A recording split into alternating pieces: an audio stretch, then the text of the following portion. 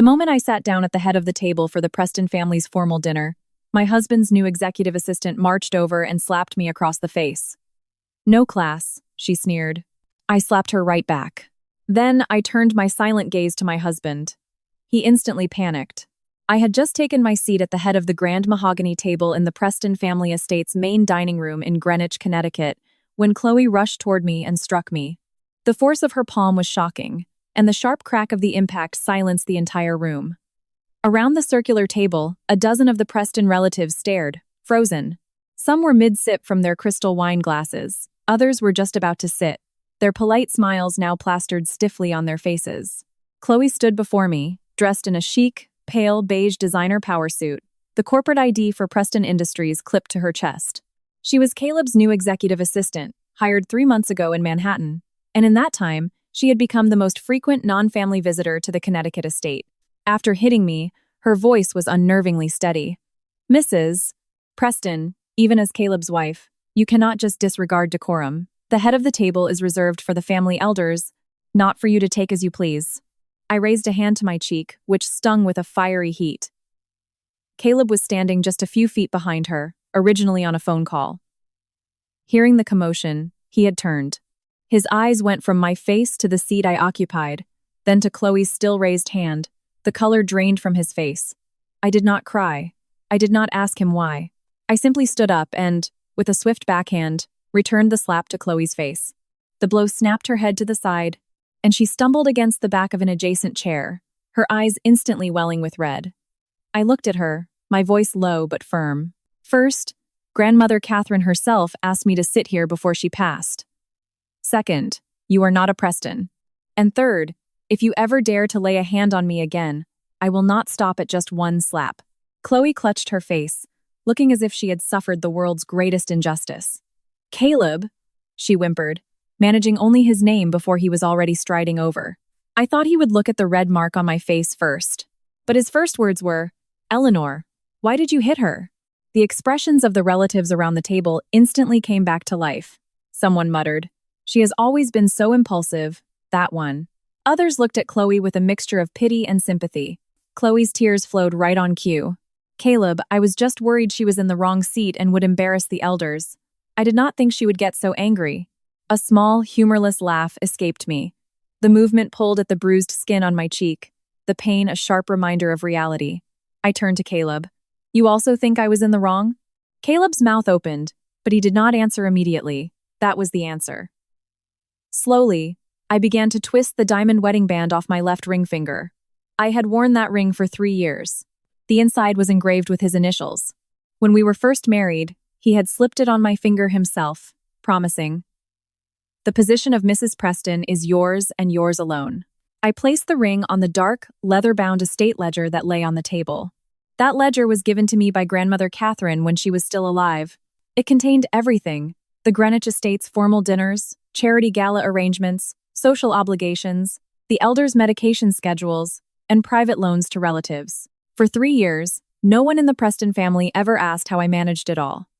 They just grew accustomed to every dinner being perfectly elegant, every holiday gift being thoughtful and timely, every relative's birthday being remembered with a present, and every elder being accompanied to their specialist appointments in Manhattan. They thought it was the Preston family's inherent East Coast prestige. In reality, most of it was me, holding everything together behind the scenes. I picked up the ledger. My voice was quiet, but it landed like a blade on the tabletop.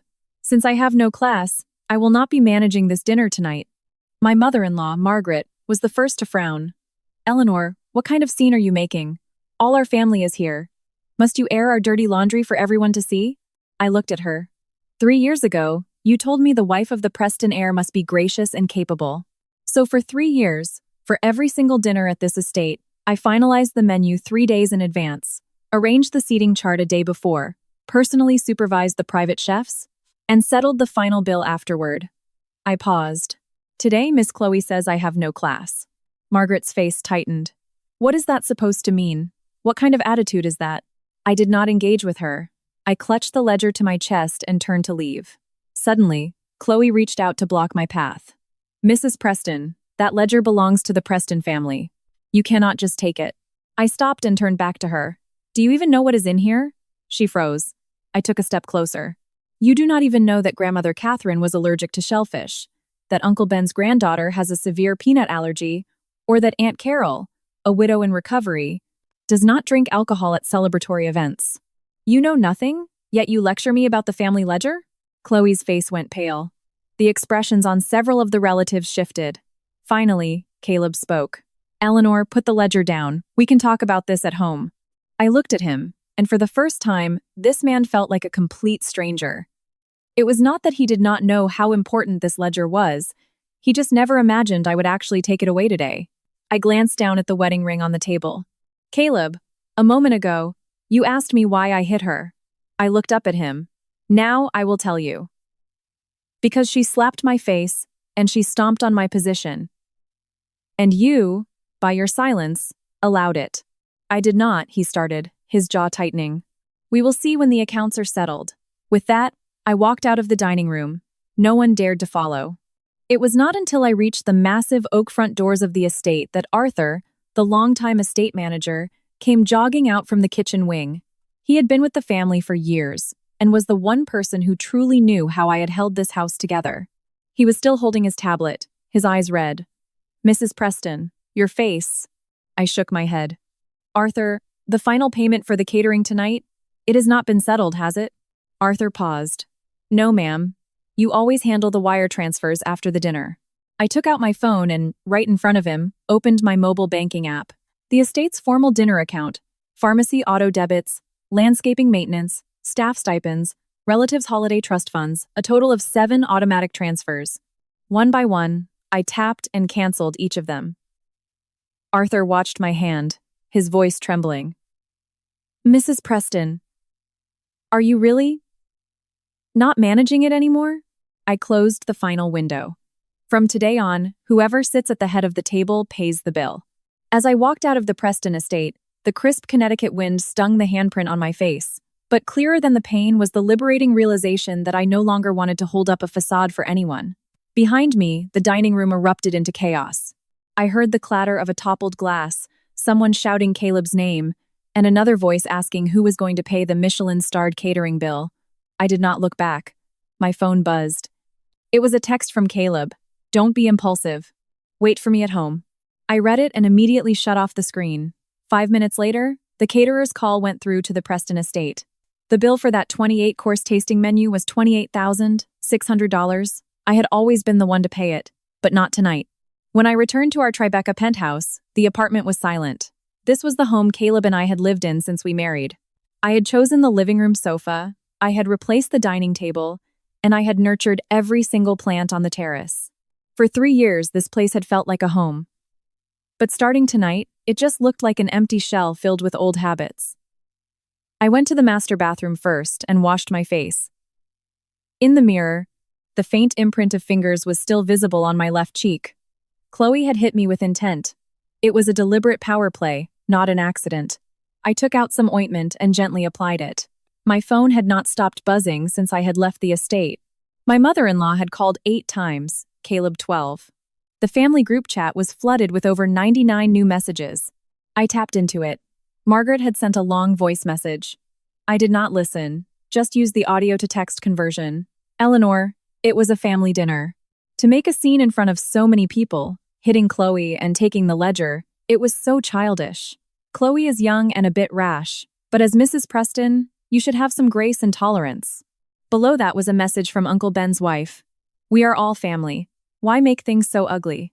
Cousin Sarah's husband added, Chloe is an outsider, yes, but she works for Caleb. Eleanor, you were definitely too impulsive today. Looking at those lines, I felt a sudden, bitter amusement. When I was the one being slapped, they were all silent. The moment I fought back, they all woke up. I did not reply immediately. I opened my laptop and pulled up a folder from my cloud drive. The folder's name was simple, Preston Expenses. Inside were 12 subfolders. Estate dinners, gifts and holidays, medical, staff and drivers, relative loans, temporary aid, formal wear, funerals, social functions, repairs, Margaret's private transfers. Every single transaction had a screenshot. It was not that I was being sneaky. My mother had taught me from a young age that it was fine to spend money, But you must always keep the books clear. The first year of our marriage, Caleb would come home from his Wall Street office exhausted in the early hours of the morning. I took care of his grandmother, dealt with the relatives, and handled a massive leak in the Greenwich Estates slate roof. He would hold my hand and say, "Eleanor, I do not know what I would do without you." Back then, I thought that between a husband and wife, you did not need to count every penny. I learned later that the person who does not count is the one who ends up getting taken for everything. The sound of the deadbolt turning broke the silence. Caleb was home. He walked in, still in his tailored overcoat, his brow furrowed. "Eleanor, you really went too far today." I remained on the sofa. Which part was too far? He was taken aback. I answered for him. Was it that I should not have sat in the head seat? Or that I should not have hit her back? Or that I should not have taken the ledger? Caleb ran a hand through his hair, exasperated. "Chloe was wrong to hit you, and I will make her apologize. But for you to cause such a scene in front of all our relatives, Mom lost face, and the whole Preston family lost face." I looked up at him. "When she slapped me, did the Preston family have any face to lose?" He fell silent for a moment. "She is new to the family. She does not understand these customs. She does not understand, and you do not either?" At that, the atmosphere in the room turned frigid. The look in Caleb's eyes shifted. I pushed the leather-bound ledger across the glass coffee table. "Caleb, do you know why I was allowed to sit in the head seat?" He did not answer. I opened the ledger to the first page. The page was filled with Grandmother Catherine's handwriting, old-fashioned but steady. "Eleanor holds the ledger. The ledger holder takes the head seat." This was written when she was still alive. It was not a will, not a division of property. It was simply the rule of the house. Whoever manages the family accounts sits at the head of the table. Caleb stared at those words, his throat moving. You knew this," I said. "Your mother knew this. Uncle Ben and Uncle Stephen both knew this. The only one who did not know was Chloe." I closed the ledger. "But why did someone who did not know dare to slap me?" A flicker of panic crossed Caleb's eyes. "I did not tell her to do that. But you made her believe she could." His face hardened. "Eleanor, are you determined to blow this one small thing out of proportion?" Small thing? My heart felt as though it had been cut by something tiny but incredibly deep. I picked up my phone and opened the first screenshot. Last month, the memorial dinner for Grandmother Catherine. $42,300. I paid for it. Second, your mother lost at bridge at the country club and was afraid you would find out. She asked me to wire her $25,000 to cover her debt. I did it. Third, Uncle Ben's son needed $30,000 for a condo down payment in Brooklyn. He said he would pay it back in 2 months. It has been 6. Fourth, your cousin's wedding dress for her Hamptons wedding. She said that coming from Mrs. Preston, it would mean more, so she had me front the $12,600. I swiped through the images, one after another. With each one, the color drained further from Caleb's face. "Why? Why did you never tell me any of this?" I looked at him. I did. He frowned. I reminded him. "Last May, you were in Aspen for a tech summit. I sent you a message saying the estate's expenses for the month were getting out of hand and asked if we could review the books together. You replied, 'You are in charge of household matters. I trust you.'" Caleb pulled out his phone, as if to check. I pushed the screenshot right in front of him. The message was still there. "You trust me," I repeated. My voice flat. "You trusted me for 3 years? And now you let your assistant slap me for not following the rules?" His breathing grew heavy. "Eleanor, that is not what I meant." I did not respond, because it was too late.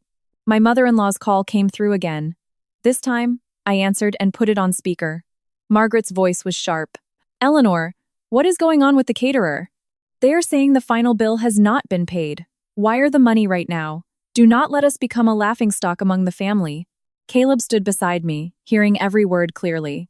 "Mom," I said calmly, "Chloe said I have no class. So I will not overstep my bounds. Tonight, whoever arranged the seating chart can pay the bill." Margaret was stunned for a few seconds, then her voice rose. "What are you talking about? Are you really going to haggle over the price of one dinner?" I laughed softly. $28,600 is not a small amount. You can have Miss Chloe transfer it." There was a moment of silence on the other end, and then I heard Chloe's meek, tearful voice. "Aunt Margaret, it is all my fault. I will contact Caleb's corporate finance department right now." I cut her off. "Miss Chloe, a family dinner is not a corporate expense. If you want to sit in a Preston seat, You had better learn a Preston's rules. Do not use company funds to clean up your own mess. Caleb's expression changed. Eleanor. I hung up the phone. The living room was silent again, just the two of us. He looked at me as if seeing me for the first time. You never used to be like this. I put down my phone. Like what? He was silent. I answered for him. Before, I would have paid the bill. I would have cleaned up the mess. I would have covered for your mother's lies. I would have placated the relatives. I would have pretended not to see when you brought your assistant back to the family estate. I stood up and went to the drawer where we kept a backup American Express card. It was linked to all the recurring estate expenses. In front of Caleb, I took a pair of scissors and cut the metal card in half. Caleb, from tonight on, I am no longer cleaning up your family's messes. He was finally getting angry. What is it you really want? A divorce, I said. And before that, we settle the accounts. The expression on his face froze. Divorce? I did not explain further. There were still his clothes in the master bedroom, but I did not touch them. I only packed my documents, the ledger, my laptop, and a few changes of clothes into a suitcase. Caleb stood in the doorway, motionless. As I pulled the suitcase past him, he grabbed my wrist, his grip tight. Eleanor, just because of one slap? I looked down at his hand, then pried his fingers off one by one. Not because of the slap. I met his gaze. It is because when that slap landed, I finally saw clearly which side all of you were standing on. I dragged my suitcase out the door. Just before the private elevator doors closed, I saw Caleb still standing there. His phone was ringing. I heard Margaret's frantic voice on the other end. Caleb, the caterer brought people to the estate. The elevator doors shut completely. I leaned against the cool metal wall and let out a long, slow breath. The first bill was finally being collected. The next morning, Chloe posted on her Instagram. It was a carousel of photos. The first was a picture of her own red, swollen cheek. The second was the messy dining table at the Preston estate. The third was a caption, "Some positions do not belong to you just because you sit in them. It is a shame that as a mere assistant, I get hit for speaking the truth." She did not name me, but all the Preston relatives would understand. Half an hour later, I received a private text from Uncle Ben's wife. Eleanor, Chloe is just a young girl. Do not stoop to her level. You really did not look good hitting her yesterday. Uncle Ben also sent me a message. Bring the ledger back first. Do not air the family's problems in public. I read them, saved a screenshot of Chloe's post, and then replied to Uncle Ben. 3 p.m. this afternoon. I am coming to the estate to return an account. He replied quickly. What do you mean? I did not respond. That afternoon, I brought my laptop and a file folder back to the Connecticut estate. The main hall was full of people, even more than the night before. Chloe was there, sitting beside my mother-in-law, a light layer of foundation on her face, just thin enough to let the faint mark of the slap show through. Caleb sat next to the head of the table. That seat was empty. No one dared to sit there. When I walked in, Margaret shot me a cold look. So you know how to come back. I ignored her and placed the file folder on the table. The bill for last night's dinner was $28,600. The caterer has already called the estate. I am here today to lay the accounts bare. Chloe spoke softly. Mrs. Preston, you do not have to be like this. A family dinner is a family affair. Bringing money into it is so hurtful. I looked at her. You are right. She paused, confused. I pulled out a chair and sat down. So today, we are not talking about feelings. We are only talking about money. Someone in the hall cleared their throat. Uncle Ben frowned. Eleanor, do we really have to do this? Yes, Uncle, I said, my gaze steady. You have always been the best with numbers in the family. Today, I would like you to help me see if I have wronged the Prestons in any way. I opened the first file. In the last 3 years, the Preston estate has hosted 39 formal dinners. Of these, 7 were paid for by Caleb's corporate card, 4 by my mother-in-law's personal account, and 28 by my personal checking account. Margaret's face changed. What nonsense are you talking about? The money for the dinners was always arranged by Caleb. I pushed the transfer records in front of her. Mom, every time you told me Caleb was busy and asked me to front the money. Then, afterward, you would tell the relatives that it was all because of Caleb's generosity. I pulled up our chat history. Every message from Margaret was there, clear as day. Eleanor, do not tell Caleb about this one. He is under a lot of pressure at work. You are managing the books. Just advance it. Do not mention money in front of the family, it seems petty. Margaret reached for my phone. I pulled it back. This is my phone, not the ledger. You cannot just take it. Her face turned a shade of green. Chloe immediately rushed to support her. Aunt Margaret, do not be upset. Mrs. Preston is probably just feeling hurt. I glanced at Chloe. Miss Chloe, do not be in such a hurry. Your account is coming up. Her eyes flickered. I continued to the next section. Category 2. Private loans to relatives. Uncle Ben's family, $30,000. Uncle Stephen's family, $25,000. My cousin, $12,600. My other cousin, for his luxury car lease, $18,000. Several people in the hall grew restless. Uncle Ben's wife immediately said, "At the time, we were told the family trust was helping out collectively. We did not know it was your personal money." I nodded, which is why I am letting you know today. Uncle Ben picked up the bank statements and reviewed them, his expression growing more and more grim. He was the sharpest investment banker in the family. He could tell they were real. Why are all these transfers marked as family aid? Because Mom said that marking them as loans did not look good, I replied. Margaret finally lost her temper. Eleanor, what are you trying to do now? Are you expecting the relatives to pay you back?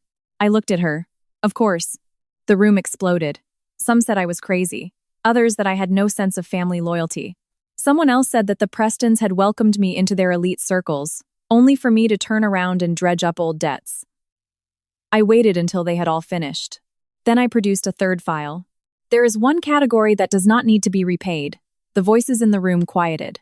The costs for Grandmother Catherine's private nursing care, medications, and follow-up visits in Manhattan, I said. I accept those. I paid for them willingly. I looked at Caleb. Because Grandmother Catherine was good to me. Caleb, who had been silent all this time, flinched at her name. I did not stop, but the rest of the money was either a loan or an advance. It needs to be cleared. Do not use family as a linen napkin to wipe your mouth and then complain that it is dirty. Chloe, her eyes red, suddenly spoke up. Mrs. Preston, by pressuring the relatives like this, you are making things very difficult for Caleb. I laughed.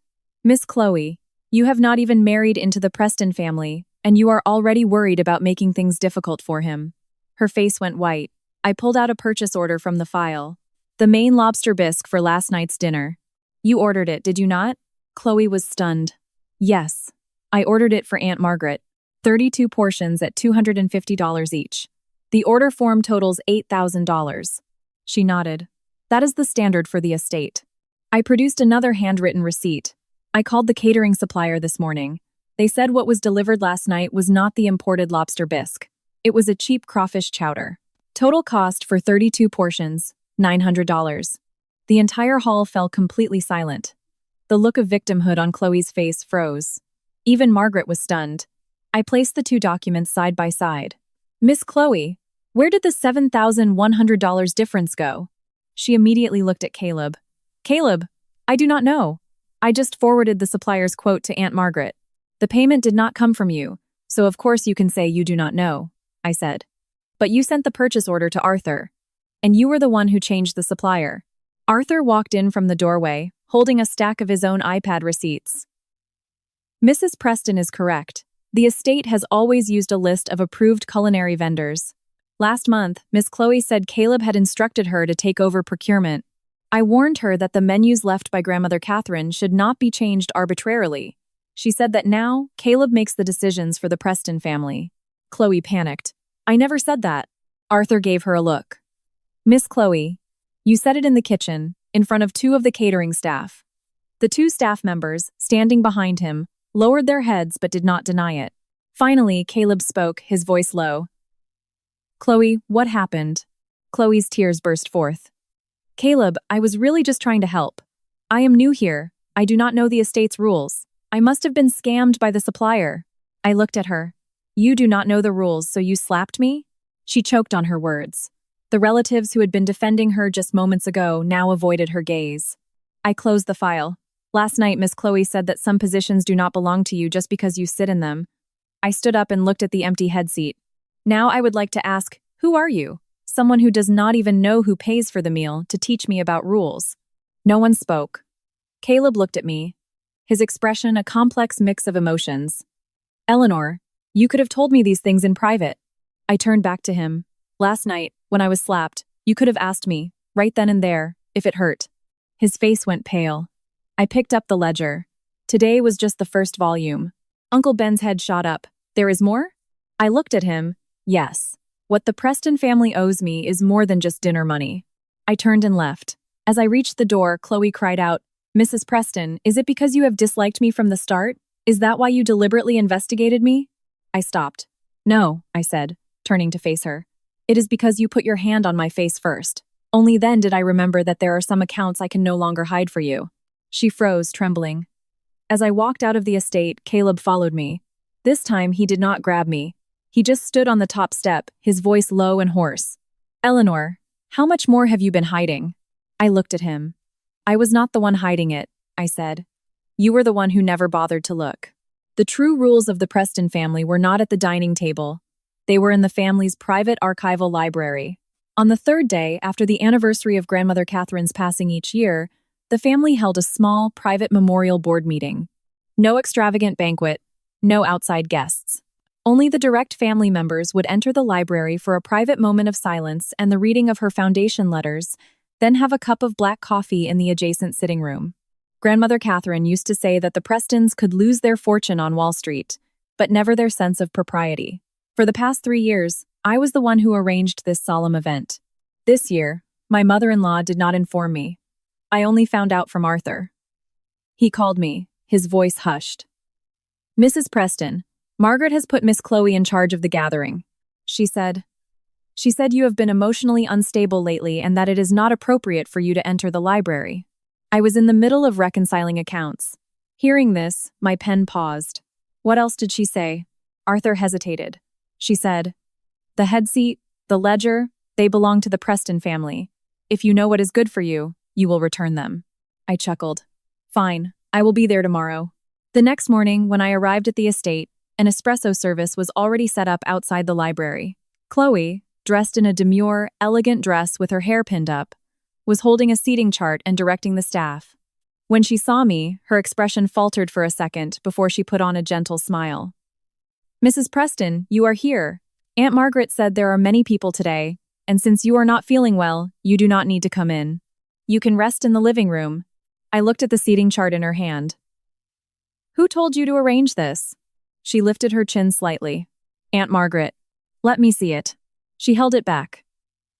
"Mrs. Preston, this is a private family arrangement." I almost laughed out loud. An outside assistant, standing at the door of the Preston family's private archives, lecturing me about private family affairs. I did not try to snatch it. I simply walked around her and headed toward the heavy mahogany doors. Chloe panicked and reached out to block me. "Mrs. Preston, please do not make this difficult for me." I stopped. "Chloe, the first time you blocked me was in the dining room. The second time is here, at the door to the family's memorial library." I looked down at her hand. "Are you sure you want to make it a third?" Her hand flinched and slowly dropped to her side. Inside the library, the Preston elders were all present. My mother-in-law, Margaret, stood before the memorial display. Seeing me enter, her face immediately darkened. "Who let you in?" "The Preston family's memorial gathering," I said. "If the one who holds the ledger and sits at the head seat is absent, who will offer the first respects?" Margaret sneered. "Eleanor, you really think highly of yourself. The way you are fighting with Caleb now, you still have the nerve to stand before our ancestors?" I did not argue with her. I took a document out of my bag and placed it beside the display. "This is a notarized copy of the Prenuptial Family Affairs Trust Agreement from 3 years ago. Grandmother Catherine, Uncle Ben, and Arthur all signed as witnesses." Uncle Ben, sitting nearby, froze. He picked up the document, and as he read, his brow furrowed. The agreement was simple. It was not about corporate property or stock inheritance. It was a measure put in place by Grandmother Catherine when her health was failing, to ensure the estate would be managed. It clearly stated that I, the new daughter-in-law, would take over the family ledger and operating accounts. The agreement specified that all matters concerning the estate dinners, charity functions, medical care, and memorial gatherings were to be managed by Eleanor Preston. All expenses were to be recorded in the ledger, and the family could not replace the ledger holder without due cause. At the bottom were the signatures of Grandmother Catherine, Uncle Ben, and Arthur. Seeing the agreement, Margaret's face turned ugly. "The old woman is gone. Are you really using this piece of paper to pressure us?" Mom, yesterday you said I had no class. Today I brought the rules. And now you say I am pressuring you. She was speechless. Caleb walked in from outside. He clearly had not expected me. Chloe followed behind him, her eyes red. Caleb, I could not stop her. Caleb glanced at her but said nothing. I looked at him. Today's seating chart. Did you tell Chloe to change it? Caleb remained silent. Margaret spoke for him. I told her to change it. You have been causing so much turmoil in this family lately. I cannot have you sitting at the head of the table with that sour face. I nodded. Then let me ask you. In the seating chart Chloe arranged, why is Uncle Stephen placed ahead of Uncle Ben? Uncle Stephen paused. Uncle Ben's face immediately darkened. Within the Preston family, the hierarchy among the senior uncles and board members was always strictly observed. In a normal dinner it might be overlooked, but at a memorial board gathering, it was a direct insult. Chloe hastily explained, I saw that Uncle Stephen is older, so… You really know your rules, Uncle Ben said with a cold laugh. Chloe's eyes reddened further. I was just trying to help. I gestured to the list in her hand. And our cousin, whose husband passed away last year, is still in mourning and should not be seated near the main celebration table. You placed her at a table right next to the loud espresso and pastry bar. Were you trying to humiliate her? Our cousin's face went white. She shot a sharp look at Chloe. Chloe was completely flustered. I did not know about any of that. Exactly, I said. So what right do you have to be arranging the seating for the Preston family's memorial? The library fell into a dead silence. Margaret's face was a mixture of red and white.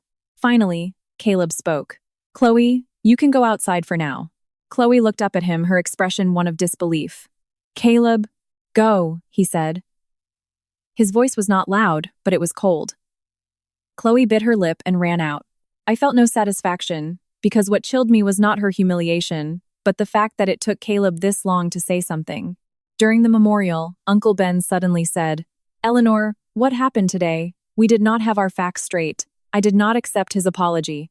I simply followed the rules Grandmother Catherine had left, rearranged the seating, changed the coffee mugs, removed the inappropriate pastries, and moved our cousin to a quieter table. By the time I had finished, it was nearly noon.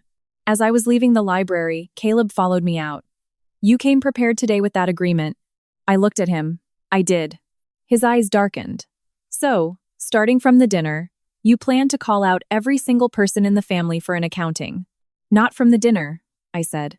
It started the first time you let Chloe answer a call from my mother-in-law for me. His face froze. That was 2 months ago. I had been delivering medication to Margaret and called Caleb to ask if he would be home for dinner. Chloe answered. Caleb is in the shower, she had said. If it is a family matter, Mrs. Preston, you can tell me. I will pass it along. At that moment, I knew. He had already blurred the boundary. Caleb's voice was low. I had too much to drink at a work event in Manhattan that night. I know, I said, looking at him. You always have an excuse. You were just busy, just had too much to drink, just forgot. She just does not know the rules. I am just being too sensitive. I took a step back. Caleb, when you line up all those excuses, they form an answer. He looked at me, a flicker of genuine panic in his eyes. Eleanor, I never intended for her to replace you. I smiled, a thin, cold smile. But she was already standing at the door of our family's private archives, blocking my way. The words hit him like a slap. I turned to leave. Just then, my phone buzzed. Margaret had sent me an image message. It was a draft of divorce terms from her attorney. It stated that Eleanor Preston would voluntarily relinquish all rights to manage the Preston estate, would not seek reimbursement for any household expenses incurred during the marriage, would not interfere in Caleb Preston's personal life, and would leave with nothing. I stared at those last 4 words, leave with nothing. Then I saved the image to a new folder. I named it Margaret. Coerced, divorce evidence. It was her turn for an accounting. In the carriage house of the Preston estate, there was a small estate management office. It was where Grandmother Catherine used to store old ledgers and tax records. The room was small, with just an old mahogany desk, 2 leather chairs, and a row of steel filing cabinets. For the past 3 years, after every family event, I would sit here for a while to record the day's expenses into QuickBooks and the physical ledger. Arthur always said I was too meticulous. Mrs. Preston, he would say, the family is so large, they will not miss this small change. At the time, I would just smile. Whether they miss it is their business. Whether I record it is mine. Looking back now, I was glad I had been so clear. Otherwise, all my grievances today would have been dismissed with a simple, "You did it willingly." At 2 p.m., I met Arthur in the small management office. He came in carrying an old archival box. "Mrs. Preston, these are all the receipts I could find. Some were taken by Margaret, and some were replaced by Miss Chloe, but I kept digital copies of everything from the kitchen." I took the box. "Thank you, Arthur." His eyes were red.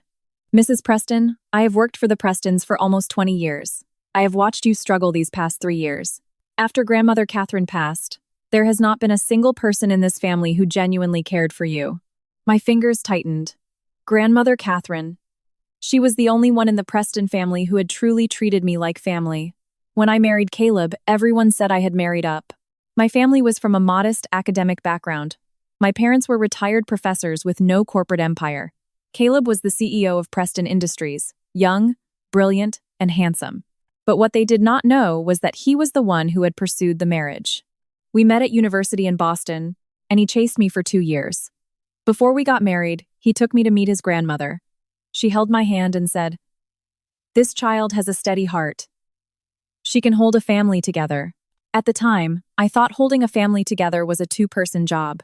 I only realized later that Caleb had just left me at home to do it alone, while he himself drifted further and further away. Arthur and I worked from 2 p.m. until 7 p.m. One by one, we verified every expense against my bank statements. In the past 3 years, Margaret had privately asked me for a total of $387,000. The reasons were varied: luxury spa memberships, covering country club bridge debts, gifts for socialite friends, helping other relatives, buying expensive watches for Caleb, and paying for Chloe's wardrobe and etiquette training. That last item made me stop. "Chloe's clothes?" Arthur sighed. "Margaret said to buy them. She said when Miss Chloe accompanied Caleb to high-profile charity galas, she could not look shabby and embarrass the family. When she asked you to wire the money, she said it was for your cousin's formal gown." I found the text log. Sure enough, Margaret had messaged me. "Eleanor, your cousin needs a designer gown for her engagement party. Wire me the money first. Do not let people think the Prestons are stingy." The amount was $12,600. The date was 2 months ago. That same night, Caleb had taken Chloe to a gala at the Met in New York. Chloe had worn a stunning champagne-colored designer gown, standing by his side in photos that were splashed across the society pages. I had asked him about it. He said it was a corporate requirement. So, the corporate required dress had been paid for by my personal checking account. I stared at the transfer screenshot and suddenly started to laugh. Arthur looked at me, concerned. "Mrs. Preston." I marked the screenshot in red. "It is nothing. Just my heart getting another layer colder." At 8 p.m., Caleb called. I answered. His voice was weary. "Where are you?" "The estate's management office." He was silent for a few seconds. "You are still going through the books?" "Yes." "Eleanor, do not be like this. Mom is getting older. She might not remember all these expenses clearly." I stopped writing. "Caleb, did you know that your mother used my money to buy a Met Gala gown for Chloe?" The line went completely silent. I continued. $12,600. The memo was cousin's engagement gown. His breathing became heavy. I did not know. "Of course you did not know," I said. "You only knew that she looked appropriate that night, that she did not embarrass you standing by your side." After that, he was quiet for a long time. Finally, he said, "I will have Mom pay you back." I laughed. "Caleb, do you still think this is about money?" His voice was hoarse. "Then what is it about?" I looked at the ledger, at the sea of red circles. "It is about all of you using my efforts to buy your social favors, using my silence to maintain your corporate image, using my marriage to pave the way for someone else." I hung up. Arthur, standing nearby, whispered, "Mrs. Preston. Miss Chloe is here." I looked up. Chloe was standing at the door of the management office. She had changed into a white cashmere knit dress. The red mark on her face now faded. She had lost her arrogance from the night before and instead looked fragile and pitiable. "Mrs. Preston, I would like to talk to you." I closed the ledger. "About what?" She came in and closed the door. "I know you do not like me, but Caleb and I truly just have a professional relationship." I looked at her. Her eyes flickered. I was impulsive that day. I did not reply. She bit her lip, her voice lowering. Mrs. Preston, do you know why Caleb let me get involved in family matters? I looked up. She seemed to have finally found something she thought could hurt me, because he said, "You are too cold." My hand holding the pen froze. Chloe continued. He said, "You do not fight for anything. You do not ask about anything, as if it does not matter to you whether he is in this marriage or not. He asked me to help because he wanted to see if you would care." I looked at her. "So he asked you to hit me?" She shook her head frantically. "No, Caleb would never. I just felt that you were sitting in the head seat, but you never cherished him." The words were soft, but venomous. I stood up. "Chloe, do you know why I never fought with you?" She did not speak. I walked over to her. Because a person is not a seat you can just snatch. And a marriage is not a country club where you can get a place just by pushing your way to the table. Her face went white. "You think Caleb letting you answer his calls, accompany him to galas, and enter the estate was him giving you a chance?" I looked at her. "The truth is, he was just being lazy." She was stunned.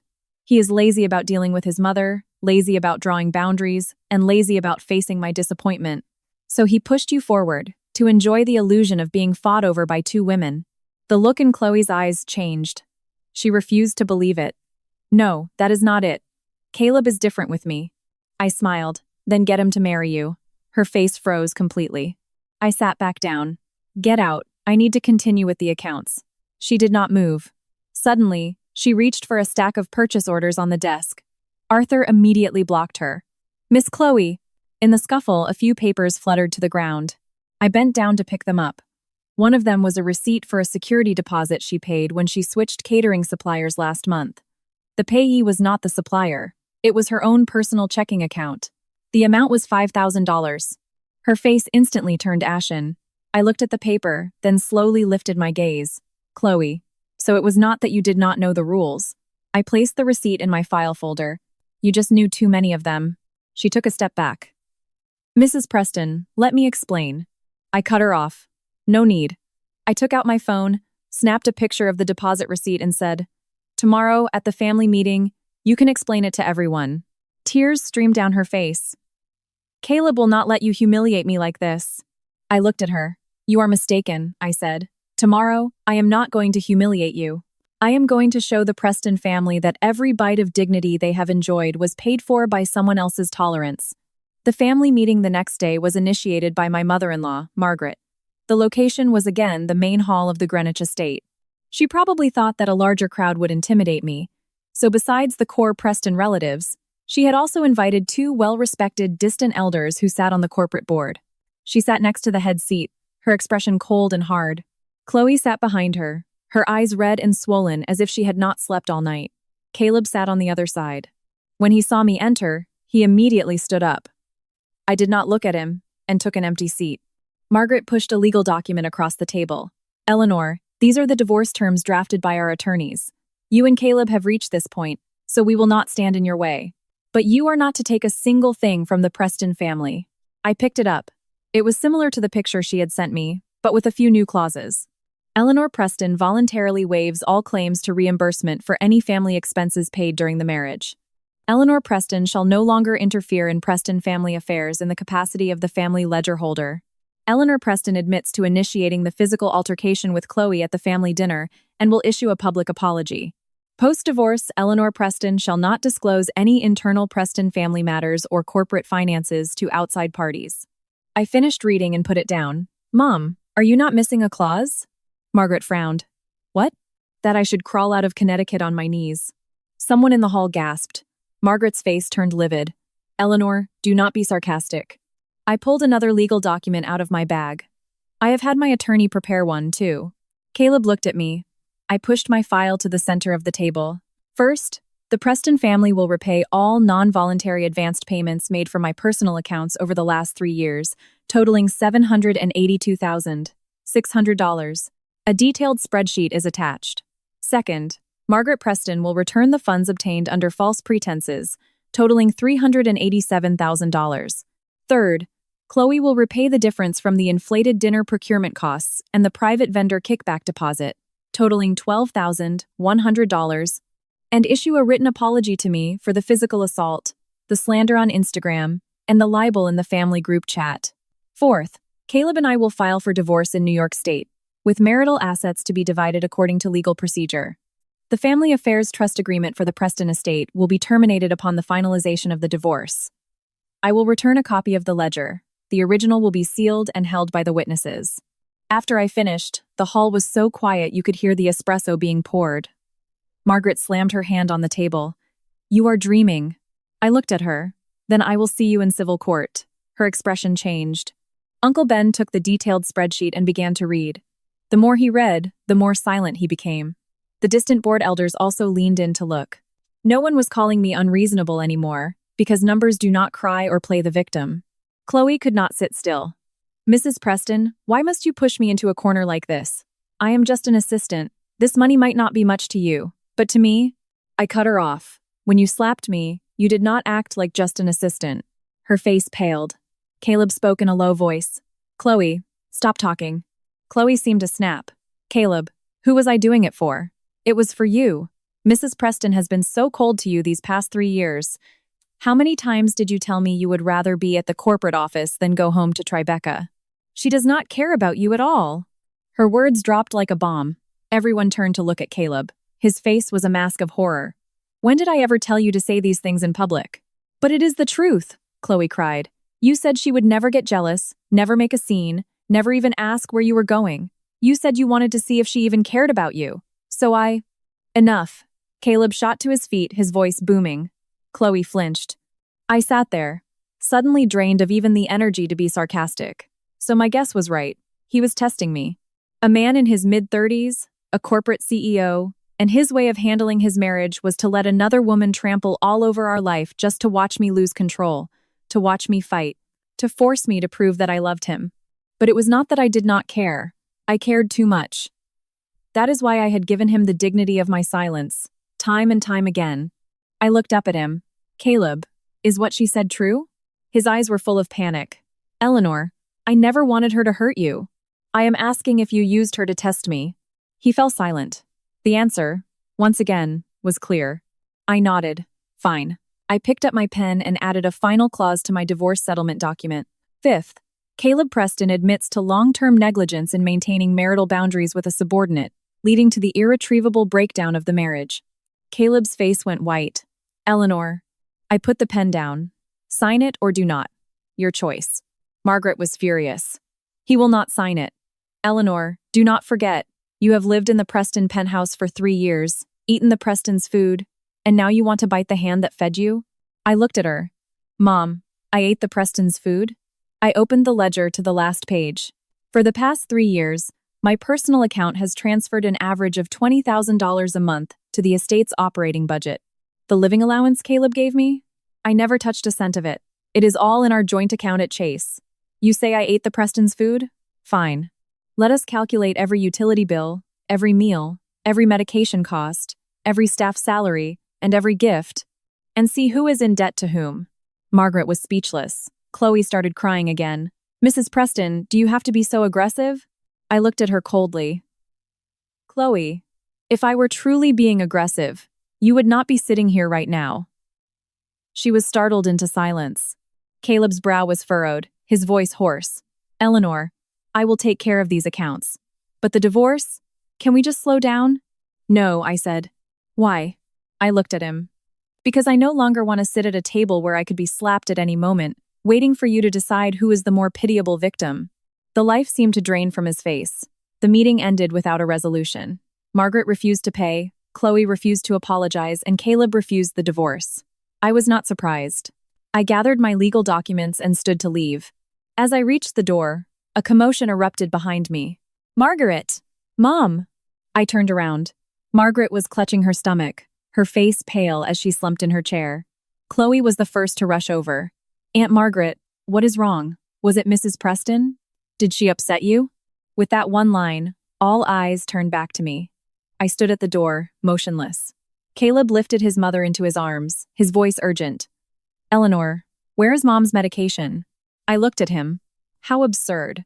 When they were forcing me to leave with nothing, they remembered I was not a Preston. Now that his mother was sick, they remembered I was the one who managed her medication. In the family group chat files, I said calmly. I posted it 3 times. Caleb froze. Chloe cried out, What time is it for this? How can you still be so petty? I looked at her. Miss Chloe, did you not say you wanted to learn the Preston family's rules? I turned and walked out.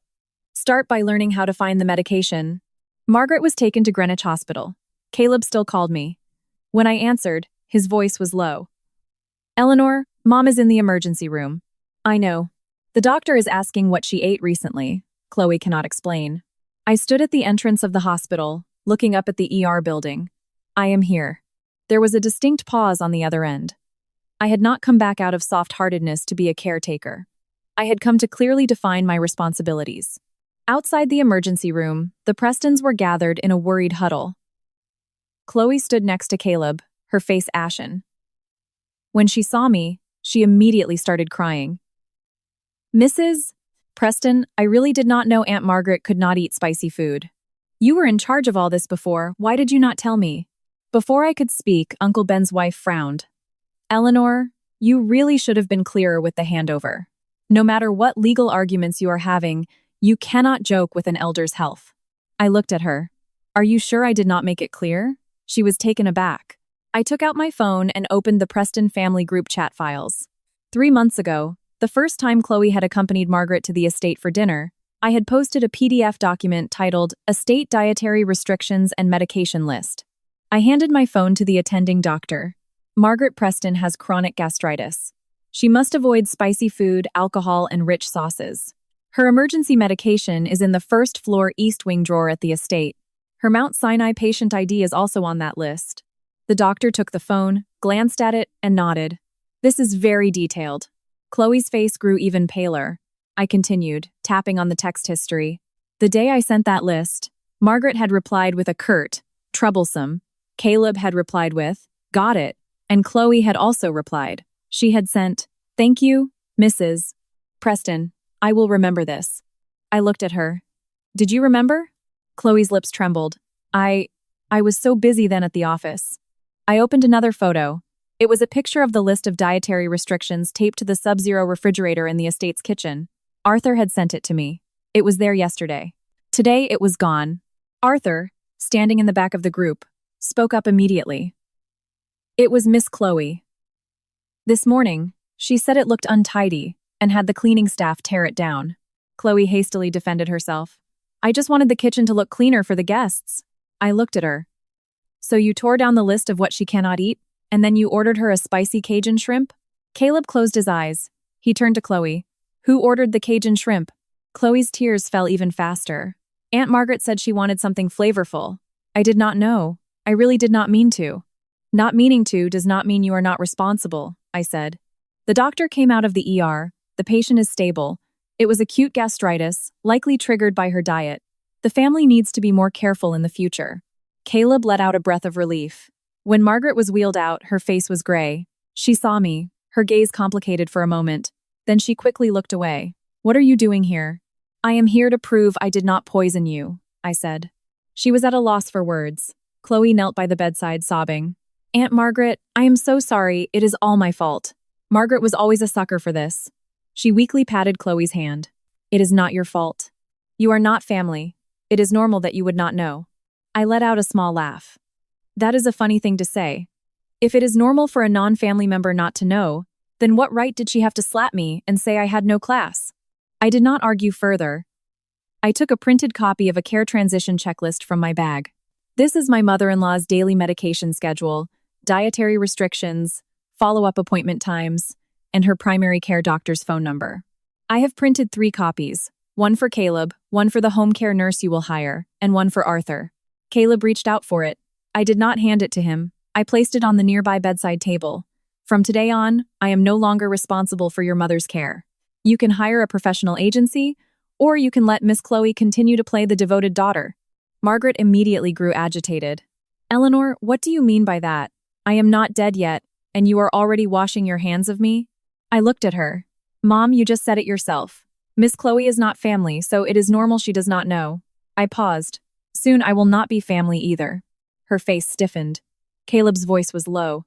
Eleanor, do not say things like that in a hospital. I turned to him. Then where should I say them? At the family dinner, you would not let me speak. At the memorial, you would not let me in. At the family meeting, you wanted me to leave with nothing. The hospital is the quietest place we have had so far. He was silenced by my words. At the doorway of the hospital room, the gazes of the other relatives had started to change. The first to speak was our cousin, the widow, who rarely spoke. Eleanor was always very meticulous, she said softly. Last year, when I could not drink at the gala, she was the one who arranged for a separate pot of herbal tea for me. Uncle Stephen also cleared his throat. That time my blood sugar dropped on the golf course. It was also Eleanor who had the clubhouse prepare juice for me. Uncle Ben looked at Margaret. Sister-in-law, all this time, we thought you were the one arranging these things. Margaret's face was a mask of humiliation. She tried to speak, but another wave of pain stopped her. Chloe suddenly stood up, swaying slightly.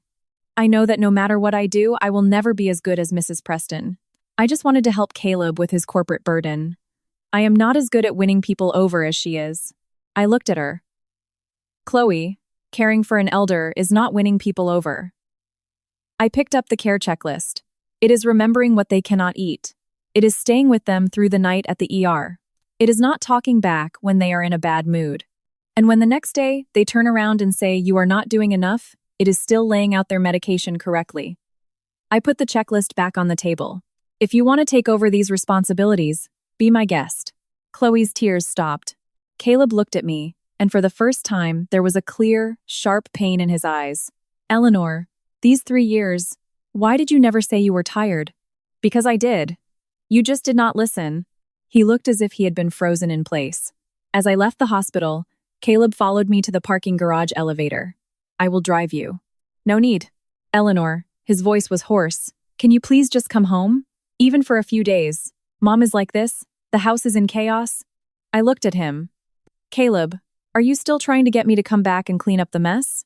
He quickly tried to correct himself. No, I just thought, you thought I would go back to being the way I was. Lay out the medication, placate the relatives, soothe your mother's ego, and clean up the disaster Chloe created. I pressed the elevator button, and then wait for the next time she stands up and says, I have no class. The elevator doors opened. I stepped inside. Caleb stood outside and suddenly whispered, I was wrong. It was the first time he had said those 3 words. But it felt too late. I looked at him. You were not wrong today. The elevator doors began to close. I said my last sentence to him. You were wrong because you thought I would never leave. I moved into the small Brooklyn Heights apartment my mother had left me. It was not large, just a 1-bedroom with a living room, but the window looked out onto a row of elm trees. There was no Preston family mahogany here, no sudden calls from my mother-in-law, and no Caleb coming home late at night, his coat smelling of a mixture of expensive bourbon and someone else's perfume. The first night, I slept for 8 solid hours. When I woke up, the sunlight was streaming onto the corner of my bed. I suddenly realized that when you are not waiting for someone to come home, even breathing feels lighter. At 10 a.m., the doorbell rang. I looked through the peephole. It was Caleb. He was wearing the same black overcoat from yesterday, with faint dark circles under his eyes. He looked like he had not slept. I opened the door but did not let him in. What is it? He was holding a paper bag from a local pharmacy. Your face? You need to change the dressing. I glanced at it. It is fine now. Let me just see, he said in a low voice. It is not convenient. His fingers stiffened. Before, he could enter my space freely. Now, he needed permission just to cross the threshold. The change clearly unsettled him. Eleanor, can we talk? Downstairs at the coffee shop, I said. He glanced into the apartment. It had once been a part of our shared life. I had lived there for a period before our wedding. Now, he was not allowed inside. 10 minutes later, we were sitting at a window table in the coffee shop. I ordered a glass of warm water. Caleb did not get anything. He placed a legal folder on the table. I have reviewed the accounts. I will have the corporate finance team arrange for the repayment of what is owed. I nodded. Good. He looked at me. As for Mom, I will persuade her. Not persuade, repay. He closed his eyes. Fine, repay. I took out another document. This is the revised divorce agreement. You should look it over. His face changed. Eleanor, I did not come here to talk about this. I did. He stared at the document, the veins on the back of his hand standing out. Do you have to do this? Do what? I asked. Push everything towards a divorce? I looked at him, and the absurdity of it all struck me. Caleb, your assistant slapped me. Your mother tried to make me leave with nothing. You used another woman to test me. Your entire family refuses to acknowledge the debts they owe me. And now you are saying I am the one pushing for a divorce? His voice was low. I admit I handled it terribly, but I never thought about divorce. Because divorce would impact you, I said. Enduring it was my pain. His face paled. After a long silence, he finally spoke. I was wrong about Chloe. When she first started, her work was excellent, and she was very emotionally expressive. You know, for years, when I came home to Tribeca, you always seemed so calm. No matter how late I was, you would just ask if I had eaten. No matter what charity event I went to, you never argued or got upset. He gave a bitter smile. Sometimes, I would wonder if you even loved me anymore. I looked at him. So you brought another woman into our lives to test that for you? He clenched his fist. I did not think it would get this serious. Of course you did not, I said. You just enjoyed her making you the center of her world. You enjoyed watching me finally lose control after being provoked. You enjoyed seeing two women fighting over you at the same table. He looked up sharply. I am not that kind of person. Then what kind of person are you? He could not answer. I answered for him. You are the kind of person who thinks that as long as you are not physically cheating, any emotional affair is forgivable. You are the kind of person who thinks that as long as you do not say the hurtful words yourself, allowing others to hurt me is not your fault. You are the kind of person who mistakes his wife's silence for coldness and her dignity for indifference. The color drained from Caleb's face. I pushed the divorce agreement forward. Sign it. He stared at it. I will not sign. I was not surprised. Then we will go through the New York courts. A flash of panic crossed his eyes. Eleanor, are you really not going to give me a single chance? I looked down at my own hands. My ring finger was bare, but a faint, pale line remained the mark of a 3-year marriage. It would not disappear overnight. But pain and regret did not mean I had to go back. I looked up. Caleb, do you know when I completely gave up on giving you a chance? He looked at me. It was not when Chloe slapped me. His breathing hitched. It was when you asked me why I hit her, instead of asking me if I was in pain. When those words landed, his eyes actually reddened. But I was no longer moved by his tears. I stood up. I will send you the appointment for the mandatory mediation session. If you do not show up, my attorney will file the lawsuit. I had just stepped out of the coffee shop when my phone vibrated. The family group chat had exploded again. Chloe had posted a screenshot of a $30,000 wire transfer from Margaret to me. Her caption read, "So Mrs. Preston's so-called sacrifices were not for free after all. To take the money and still play the victim, she is quite the actress." The group chat instantly lit up. Some asked what was going on. Others commented that it was no wonder I was so aggressive about the accounts, since I was taking money myself. I stopped on the sidewalk. Caleb, who had followed me out, saw the message too. His face darkened, and he immediately started to call Chloe. I put my hand on his phone. Do not bother. He looked at me. I opened my photo album. I had a complete banking record of that $30,000. On the same day it was transferred in, I had made 3 separate wire transfers out. One to Margaret's private concierge physician, one for masonry repairs at the estate, and one for Uncle Stephen's child's private school tuition. The transfer memos were perfectly clear. The money from Margaret was not a bribe. It was funds for me to disperse on her behalf. Chloe had only screenshotted the first part of the transaction. I posted the complete banking record in the group chat, attaching the 3 screenshots of the outgoing wire transfers. Then I typed, "Miss Chloe, before you take things out of context, make sure you have read the entire ledger." The group chat went silent for about 10 seconds. Uncle Ben was the first to reply. "I know about this money. Eleanor transferred the prep school tuition fee for Stephen's kid." Our cousin also replied. Eleanor was the one who contacted the specialist doctor that day too. Chloe said nothing more. Caleb looked at the group chat, his expression grim. How did she get that screenshot? I looked at him. You should ask your mother. His face fell completely. I put my phone away. You see, Caleb? After leaving you, I do not have to explain my feelings.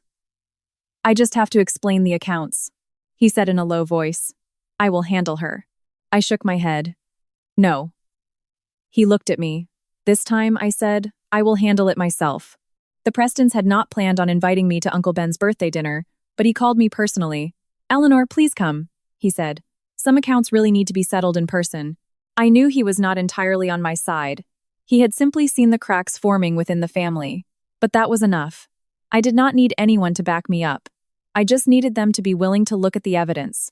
The dinner was at the Greenwich estate. This time, Uncle Ben sat at the head of the table. Margaret looked displeased, but did not dare say anything. Chloe was there, dressed very discreetly, standing behind Caleb as if she had learned her lesson. But I knew she would not give up that easily. When I walked in, all eyes were on me.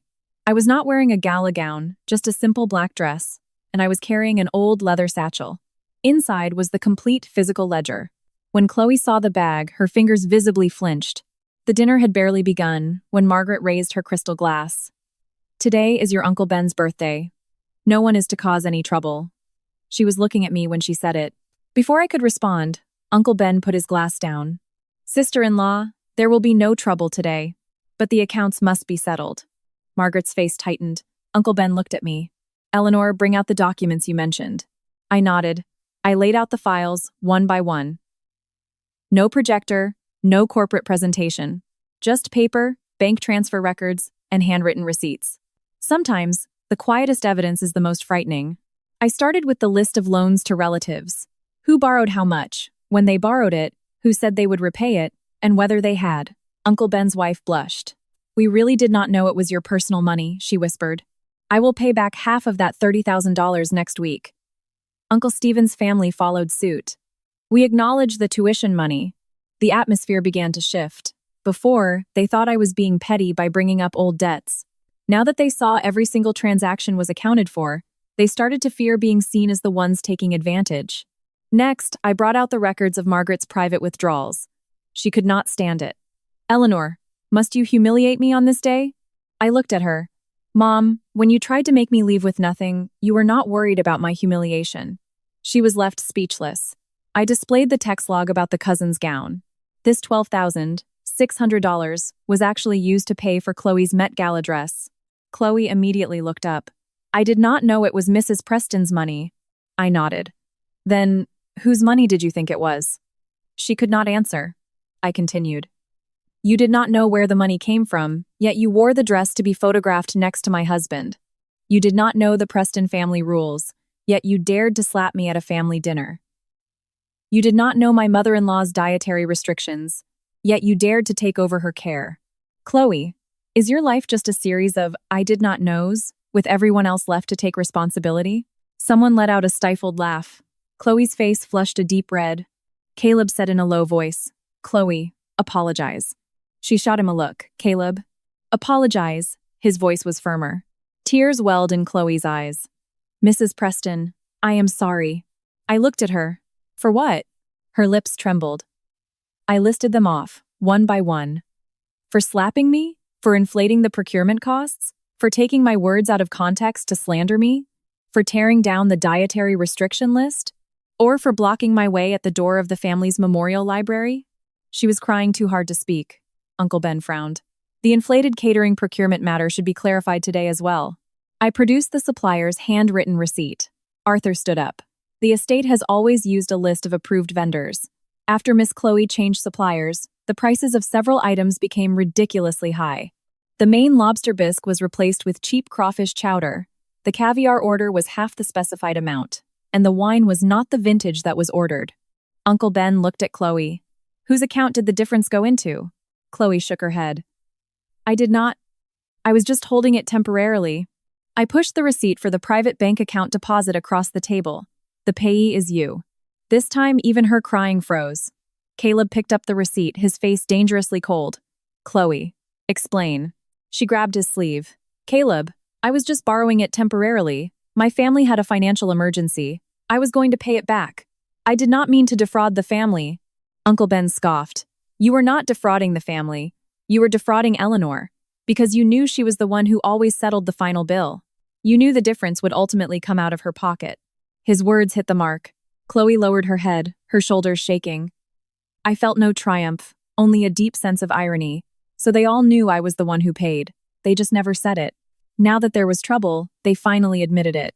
Margaret still tried to protect her. "Chloe is young. She made a mistake. It is just a few $1,000s. I looked at Margaret. "Then you can pay it back for her." Margaret immediately shut her mouth. Uncle Ben slammed the receipt on the table. Sister-in-law, a few $1,000s is not the issue. If she dares to mess with the dinner procurement today, she will dare to mess with the foundation memorial funds tomorrow. Is this the kind of person you want to bring into this family? Margaret's face was grim. Suddenly, Chloe broke down. You are all blaming me now, but were you not the ones who wanted me here in the first place? She looked sharply at Caleb. Caleb, you were the one who said Mrs. Preston was too cold, that she did not know how to care for you.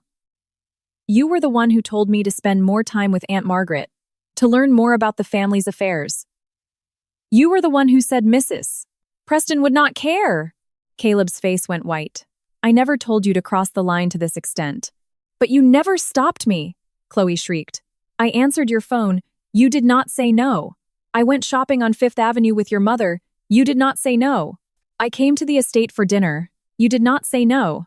The night of the dinner, when I stepped up, you did not defend her immediately. When that last sentence fell, the entire room went dead silent. All eyes turned to Caleb. His face slowly turned ashen. I sat there watching him calmly. This was the real accounting. It was not about money. It was about complicity. Caleb looked at me, his lips moving. Eleanor, I did not. Chloe's makeup was ruined by her tears. You are all throwing me under the bus now, just because she brought out the ledger. If she had not checked the accounts, you would still be letting me sit here, still letting me handle things for Caleb. Her words were desperate, but they were also true. Margaret looked like she was about to faint. Uncle Ben looked at Caleb, his voice heavy. Caleb, you owe Eleanor an explanation for this. Caleb closed his eyes. When he opened them again, he looked at Chloe. From today on, you will no longer be involved in any of my personal affairs. Human resources will handle your position at the company. The money you took needs to be repaid within 3 days. Chloe looked as if the bones had been pulled from her body. Caleb, you cannot do this to me. Caleb did not look at her again. He turned to me. Eleanor, I am sorry. This was his second apology, this time in front of everyone. But my heart felt nothing. I gathered my documents. I accept your apology. A flicker of hope lit his eyes. But I still expect you to sign the divorce papers as soon as possible, I continued. The hope was extinguished. After the dinner, Caleb kept Chloe in the main hall. I was about to leave when Uncle Ben stopped me. Eleanor, stay and listen to the end. I knew what he meant. This was not just about Chloe. If Caleb did not clarify things in front of everyone, the family would eventually find a way to shift the blame back onto a misguided assistant. I sat back down. Only the core family members remained. Chloe stood in the center of the room, her face pale. Margaret tried to speak, but Uncle Ben cut her off. Sister-in-law, you stay out of this one. Margaret trembled with anger but did not argue. Caleb looked at Chloe. From the moment you started at Preston Industries, did I not make it clear to you that Eleanor is my wife and that you were not to interfere in our family's affairs? Chloe sobbed. You did, but what? But you also said she did not care about these things. Caleb's expression froze. I sat nearby, my finger tracing the rim of my glass. Chloe, as if throwing caution to the wind, let it all out. You said she would not get angry over a phone call, that she would not be jealous if I accompanied you to a corporate event. You said she was always so calm, the same with everyone. You said that if she really cared, she would react eventually. Caleb's face was deathly white. Margaret could not help but ask, Caleb, did you really say that? He did not answer. His silence was an admission. Uncle Ben scoffed. You are a grown man in your 30s, the CEO of a major firm, and you use methods like this to test your wife? Caleb's voice was low. I did not think it would turn out like this. I suddenly spoke. You did not think, because you never considered my pain a possible consequence. Everyone looked at me. I met Caleb's gaze. You thought Chloe answering my calls was a small thing. Her accompanying you to galas was work. Her buying clothes for your mother was being thoughtful. Her coming to the estate for dinner made things lively. Her arranging the seating was just helping out. I paused. It was not until she hit me that you realized things had gone too far. Caleb's throat worked. I am sorry. I shook my head. Caleb, I am sorry is not an eraser for the past. Chloe suddenly looked up, her voice sharp. And what about me? Am I just a tool for you to use and then discard? Caleb, if you had never let me get close in the first place, how could I have misunderstood? She said it with a face full of resentment. I looked at her. She was by no means innocent, but she was right about one thing. The person who crosses a boundary is despicable, but the person who opens the door for them is even worse. Caleb looked at her, and after a long silence, said, "I will take responsibility for my part." But slapping her, slandering her, and embezzling funds, those were your choices. Chloe collapsed into a chair. "I just wanted to be by your side." "So you hit me," I said coldly. She looked at me, hatred in her eyes. "If you were not always holding on to the position of Mrs. Preston." I stood up. This time, I did not raise my hand. I just walked over to her. At the dinner, she had been standing in this exact spot when she slapped me. I looked at her. "Chloe, say what you said that night again." She froze. "You said I had no class, did you not?" "Say it again, now, in front of the whole family." Her lips trembled, but she could not get a single word out. "You are scared to say it," I continued, "because you finally understand that rules are not decided by who has the loudest voice or who cries the hardest." I pointed to the head of the table. That position. I sat there because I carried its responsibilities. If you want it, fine. First, carry the weight of 3 years of accounting, 3 years of medication schedules, 3 years of family dinners, and 3 years of silent suffering. Chloe completely broke down. "I do not want it." "Who wants it?" "Good," I nodded. I took 2 legal documents from my satchel. "This is a defamation complaint prepared by my attorney. Your social media posts, your messages in the group chat, I have saved them all." Chloe's head shot up. "You are going to sue me?" "Yes. But you hit me too."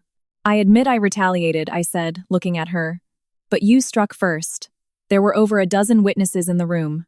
Arthur, the staff, the relatives. "We can let the judge in civil court decide how to interpret that." She panicked and turned to Caleb. "Caleb, help me." Caleb did not respond. I took out another document. "This is a formal civil complaint for physical assault. I have photos of the injury to my face and the records from my urgent care visit. You can continue to say I am overreacting." Chloe's voice trembled. "It was just one slap." "Yes," I said, looking at her. "Just one slap." I placed the documents in front of her. "But this was the slap you wanted everyone to see. And it is also a slap for everyone who has ever been forced to endure in silence." No one in the room spoke. Uncle Ben slowly nodded. This should go through the proper legal channels. Margaret grew anxious. "If this gets out to the press, what will happen to the family's corporate reputation?" I turned to her. "Mom, our family's reputation was not ruined by me."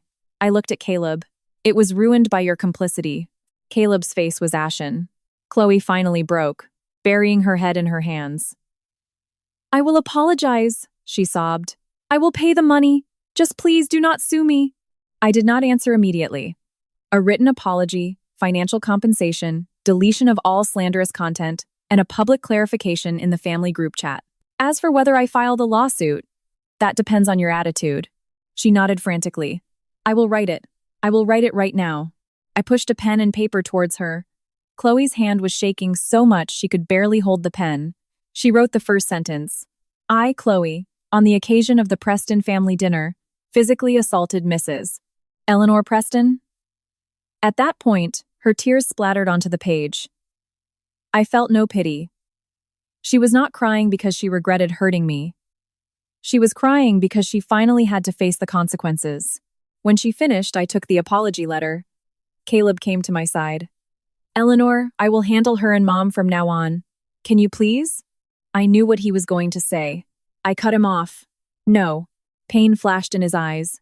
Margaret suddenly sneered. "Eleanor, do not think a few pieces of paper absolve you of everything. The keys to the estate are still in your possession. The ledger is still with you. As long as you do not hand them over, you are still a Preston." I looked at her. "Are you sure you want me to hand them over now?" "Of course," she said. "Fine," I nodded. I took a ring of keys from my satchel. The main security gate, the management office, the medicine cabinet, the wine cellar, the library. I had tied a different colored string to each one. For 3 years, I had moved through this massive house with these keys. Now they felt like a heavy set of chains. I placed the keys on the table. "Tomorrow morning at 10 a.m. at the front gate, I will conduct the official handover." Margaret was taken aback. She probably never thought I would actually agree. I looked at her. "I will return the keys. I will return the rules." I paused. "But you will also have to return the money." The next morning at 10 a.m., I arrived at the Connecticut estate on time. A number of people were standing at the front driveway. Margaret, Uncle Ben, Arthur, two of the house staff, and Caleb. Chloe was not there. I heard she had moved out of the corporate apartment Caleb had arranged for her overnight. HR had suspended her and opened a formal investigation. She had posted an apology in the family group chat. The wording was very formal, not her usual style. I knew Caleb's corporate lawyers had probably drafted it. It did not matter. I did not need her to be remorseful. I just needed her to stop playing the innocent victim. I had walked up the stone steps of the estate countless times. The first time I came here, Grandmother Catherine had held my hand and said, "From now on, this is your home too." Today, I stood in the same spot and took the keys off the ring, one by one. The key to the main gate. I placed it on the silver tray. The key to the management office. The second one. The key to the medicine cabinet. The third. The key to the wine cellar. The fourth. The key to the library. The fifth. The last one was a small brass key Grandmother Catherine had given me. It opened an old cabinet of hers, where the family's oldest tax ledgers and the house rules she had written for me were kept. I caressed its edge for a moment, then placed it down. Margaret looked at the tray, her expression a mixture of emotions. She wanted to take it, but seemed hesitant. I handed a handover checklist to Uncle Ben. "I will have the original ledger sealed and entrusted to you and Arthur for joint custody. I will keep a digital copy for the upcoming debt recovery process. The inventory of medications and the list of social and charity obligations are all detailed on this list." Uncle Ben took it and sighed. "Eleanor, you have been very thorough." "It is the last time," I said. Arthur stood nearby, his eyes red. "Mrs. Preston, I am resigning too." Margaret shot him a sharp look. "Arthur, what do you mean?" Arthur took off his blazer. "Ma'am, I am getting old. I cannot keep up anymore. From now on, you will have to find someone else to manage the estate." "You are leaving at a time like this? You are just adding to the chaos," Margaret said, agitated. Arthur gave a bitter smile. "Before, Mrs. Preston arranged everything, and I just followed her instructions. Now that she is gone, I do not know who to listen to. Yesterday, Miss Chloe told me to tear down the dietary list. Today you are telling me to reorganize the ledgers. I am afraid I will make a mistake and be held legally responsible." His words were polite, but direct. Margaret's face flushed. Caleb said in a low voice, "Arthur, I will arrange for an agency to handle the transition." Arthur looked at him. "Sir, you should have arranged for that a long time ago." That one sentence silenced Caleb. I handed the last legal document to Margaret. "This is a detailed list of the funds to be returned from your account. The attorney's letter will be delivered by courier this afternoon." Margaret's hand trembled with rage. "Eleanor, I am your mother-in-law." I looked at her, not for much longer. Her face went white. "Are you really going to be this ruthless?" I did not answer immediately. I looked at the old house. It had once held all my hopes for marriage. Here I had celebrated Grandmother Catherine's last birthday. Here, I had made Caleb hangover remedies after his Wall Street dinners. Here, I had shielded my mother-in-law from the criticisms of relatives. And here, I had been slapped by an assistant. I turned my gaze back to her. "Mom, I was not the one who was ruthless. You were the ones who blocked all my escape routes. You just did not expect me to know how to climb over the wall." Uncle Ben could not suppress a cough. Margaret looked even more mortified. Just then, a distant relative hurried over. "Sister-in-law, I am wiring $5,000 of my loan today. I will get the rest by the end of the month. Eleanor, please do not put my name on the attorney's letter." Immediately after, Uncle Ben's wife also arrived, holding up a screenshot of a Chase transfer. "I have wired $10,000. The rest will be paid next month." Before, when they borrowed money, they all said, "We are family. No rush." Now that they knew I was going through legal channels, they were the ones in a hurry. Margaret stood at the door, her face a shifting canvas of white and green. In the past, these relatives had flocked to her because she could do them favors with my money. Now that I was no longer paying, the favors had dried up. Caleb had been standing silently to the side. When the crowd dispersed, he finally walked over to me. "I have reviewed the divorce agreement." I looked up. "Will you sign?" His gaze was deep. "Yes." I was not surprised, nor did I feel a sense of relief. I just nodded. 3 p.m. At my attorney's office in Midtown Manhattan. "Do you have to be so quick?" he asked in a low voice. 3 years was already very slow, I replied. The words seemed to pierce him. He closed his eyes. Eleanor, I only know now how much you did for this family. I looked at him. Caleb, you did not just find out now. He froze. You just realize now that there is no one left to do it for you. His face went completely gray. At 3 p.m., in the Manhattan attorney's office, Caleb signed the divorce agreement. The tip of his pen hovered over the signature line for a long time. I did not rush him. Finally, he wrote his name. Caleb Preston. The 3 words, written stroke by stroke, felt like a final seal on the past. I took the agreement and confirmed everything was in order. The attorney explained the next steps for filing in New York State, the mandatory waiting period, and the final appearance before the judge to receive the final divorce decree. I nodded. When I walked out of the high-rise office building, the sky was overcast. Caleb stood beside me and suddenly said, "During these next few weeks, can I still see you?" I looked straight ahead. Regarding the divorce proceedings, yes. And for other things? I did not answer. He gave a bitter smile. I understand. Before we parted, he called my name.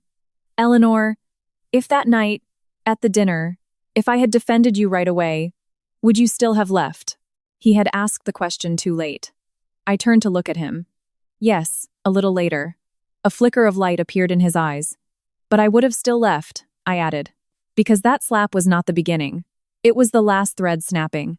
On the final day of the waiting period, Caleb arrived at the county courthouse early. When I got there, he was standing at the entrance in a black suit, holding a file folder. He had lost weight. The past month had been chaotic for the Prestons. Relatives had started repaying their debts, which had caused a complete rupture with Margaret.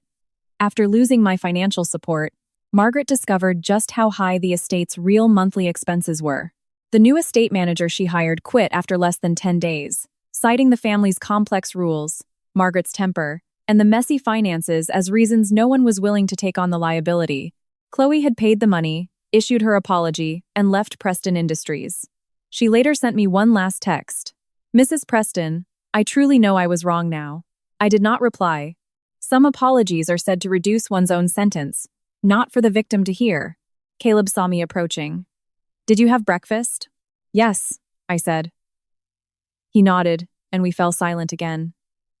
In the past, we often had silences between us. But then, it was me waiting for him to speak. Now, it was me no longer giving him an entry point. Before we went into the courtroom, he handed me a cashier's check. "This is the first installment of Mom's repayment. The rest will follow the agreement." I took it. "Thank you." He smiled bitterly. "You are so polite with me now." "As I should be," I said. The light in his eyes dimmed. While we were waiting in the hall, he said in a low voice, "Eleanor, I went back to the Connecticut estate the other day. I did not ask." He continued on his own. I sat in the dining room and saw the empty head seat. Arthur was gone, the kitchen was a mess, Mom was losing her temper, and relatives were calling to complain about debts. It was only then that I realized the house did not just run itself all those years. You were the one holding it all up. I looked at the mahogany double doors of the courtroom.